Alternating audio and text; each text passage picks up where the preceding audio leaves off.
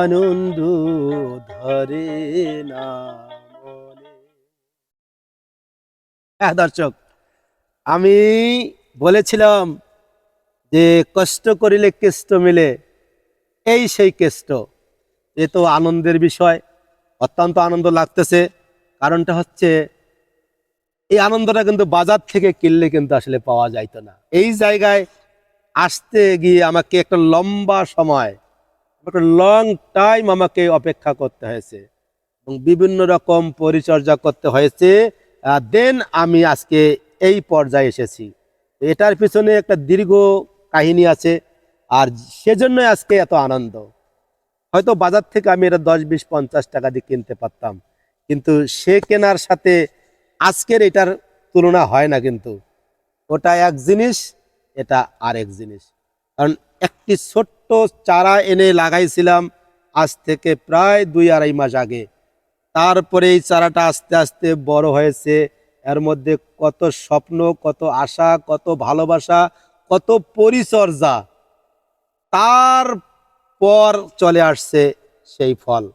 তো এটা তো অবশ্যই আনন্দের বিষয়, অত্যন্ত আনন্দের বিষয়। আর সেটা আজকে আমি ছিঁড়তে যাচ্ছি।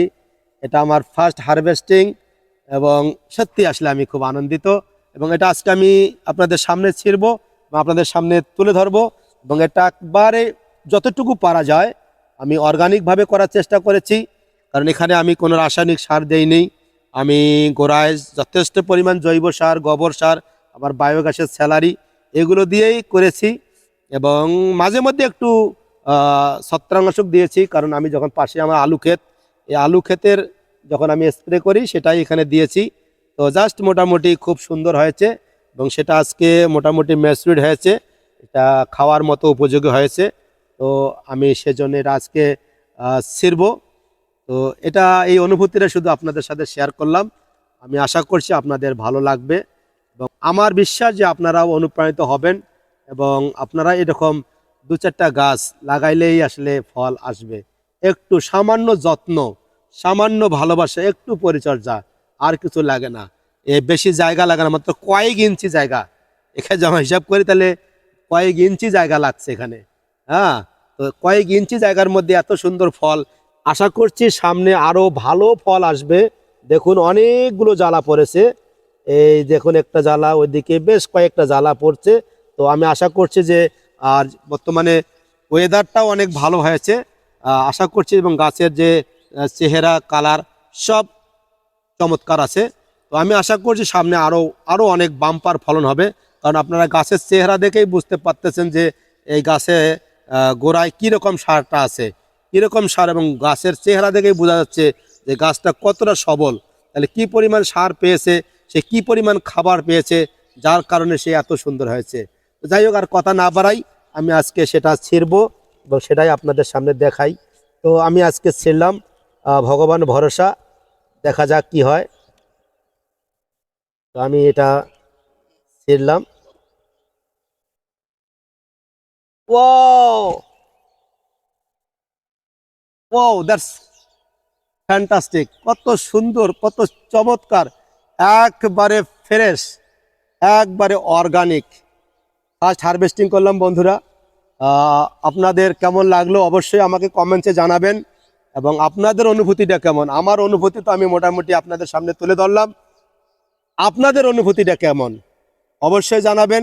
এবং কয়েক ইঞ্চি জায়গায়, মানে মাত্র ইঞ্চি পরিমাণ জায়গা আমরা ব্যবহার করে আজকে এত বড় একটা ফল পাইলাম, ভালো লাগলো।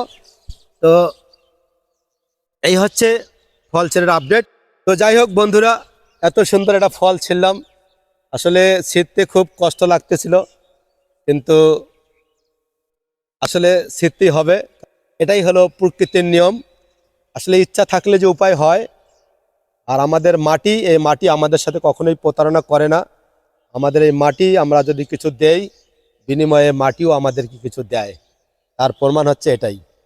তো ভিডিওটি ভালো লাগলে অবশ্যই সবাই লাইক করবেন, কমেন্টসে অবশ্যই আপনাদের মন্তব্য জানাবেন। কেমন লাগলো আমার এই ফল ছিঁড়ার অনুভূতিটা, আপনাদের কেমন লাগলো সেটা অবশ্যই জানাবেন। এবং যদি মনে করেন এই ভিডিওটা আমাদের আপনজনদের মাঝে, বন্ধু বান্ধবদের মাঝে ছড়িয়ে দিতে চান, তাহলে অবশ্যই শেয়ার করবেন।